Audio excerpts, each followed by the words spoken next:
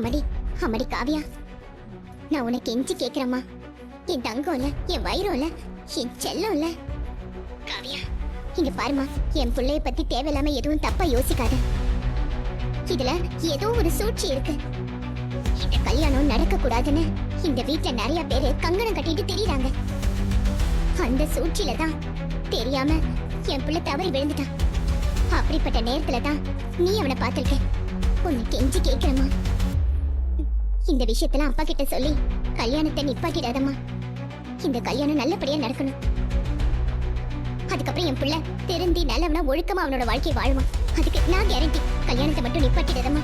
என் தங்கம் இல்ல. இது உங்க மகன் தெரியாம செஞ்ச தப்பு மாதிரி தெரியல, தெரிஞ்சே பண்ண தப்பு மாதிரி தான் தெரிஞ்சது. என்கிட்ட என்னென்ன பேசினாரோ அது அப்படியே அந்த பொண்ணுகிட்டயும் பேசிட்டு இருந்தாரு. அவன் சரியான முட்டாள்மா. மலைக்கும் மடுவுக்கும் ஏணி வச்சாலும் எட்டுமா. காவியா, நீ எப்பேற்பட்ட பேரழகி. உன்கிட்ட சொன்னதை போய் அந்த புள்ளைகிட்ட சொல்லலாமா? இவன் இந்த புத்தி கெட்ட நாய்க்கு யார்கிட்ட என்ன பேசணும்னு தெரியல. அத்தை சொல்றல, எனக்காக இந்த விஷயத்தை யார்கிட்டயும் சொல்லி பெருசுப்படுத்தாதமா. உங்க பையன் என்ன முட்டாள்னு நினைச்சிட்டாருல, அதனாலதானே நான் இருக்கும்போது இன்னொரு பொண்ணு கிட்ட போய் இப்படி எல்லாம் பேசிருக்காரு. கவலைப்படாதீங்க, உங்க பையனுக்கு